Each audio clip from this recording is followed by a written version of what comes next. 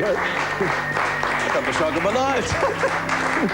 So did I. I looked in the mirror one morning. What? Yes, you look like a security guard at the funeral parlour. I mean, you've killed it. So why did you go all blonde? Oh, because it's scalp toning. It just tones in with the head a little bit. It looks good, and I mean, it's a fair bit of transplant there anyway, which we've talked about. Oh, none. No, there was never... Look. What? If that was transplanted, I'd be suing, wouldn't I? Look at that. Oh, yeah, fair enough. Okay, well, don't lose your socks. You're doing great things, I believe, 4BC. You're doing the nighttime show there. 7 till midnight, Bert, and enjoying every minute of it. We're doing quite nicely. Terrific. Got to ask you, because of this man has done everything in the industry. He's a singer, he's a compere, he's a host, he's an announcer.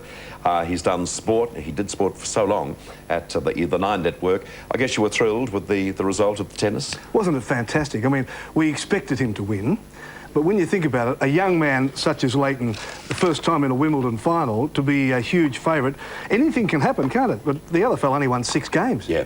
Just blasted him right off the court. It was fantastic. It's wonderful for him, and of course wonderful for Australian tennis too. The Aussies have done very well over there, haven't they? They have. I'm worried about the women, though. I've just had a little message too. You're doing radio tonight with Patty.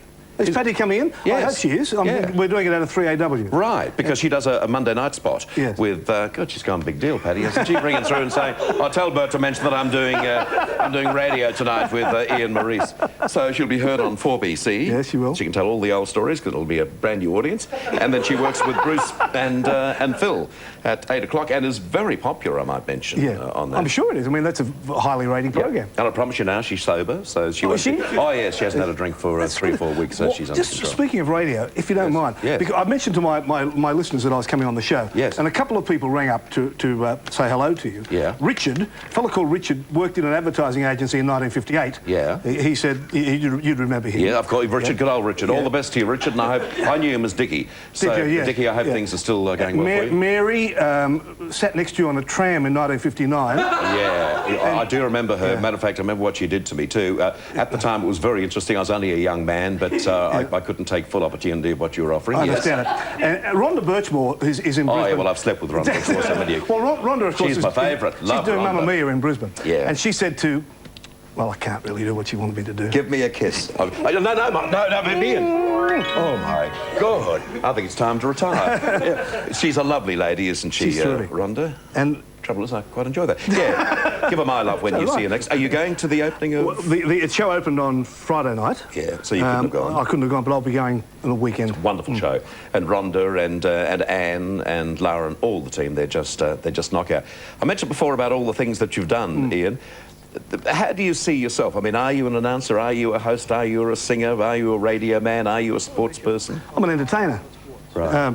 Which covers all of those things that you mentioned.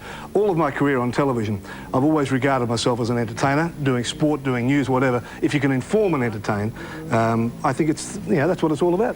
Well, you had a great career at 9, of course, doing lots of work on the midday show, plus all the sports over the weekend. How long since you've been? Look at the hair. Well, have a look at the glasses too when you're doing your Ray Charles. Yes. Look at that.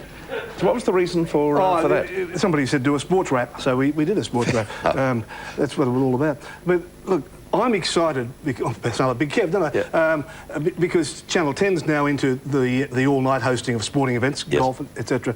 And I feel sorry for Tim Webster and a lot of the other guys, because they've got to sit in the studio all night, right? And I've done that many times over the years, and so have many others. A word of warning, you can get yourself into trouble. If I just got time, when you're doing commercial television and you're taking a BBC coverage of a golfing event, there's no commercial breaks for them, so you've got to force your breaks. So what we used to do is the producer would say, coming out of this commercial break, we're going to replay a certain shot, you see. Well, a sportscaster who shall remain nameless was in the chair at about 3:30 in the morning, and they're in a break, and they said, now we're going to replay Faldo's approach shot to the 15th out of this commercial break, a minute and a half to go. OK, fine. Commercial break continued. And they dissolved through to the videotape, open his mic and cue him. He'd fallen asleep. He'd fallen asleep in that 90 seconds. It's amazing. Oh, God, you are an entertainer. Listen, Ian, what are you going to sing for us this morning? I don't know. Penny from Heaven. Right, and also you had the chance of seeing Ian Maurice at Brothers in Townsville? No, Ipswich. Ipswich, yes. And, close. Yeah, what date? 16th of July. Which is tomorrow week. Yes, correct. Yeah, this is a 4BC Showstoppers concert. We do them 11 o'clock in the morning, Lovely to catch up with you, friend. Look forward to the song. Thanks, Ian. One of the really nice guys in the business here, Maurice. He'll sing for us soon. In the meantime, here's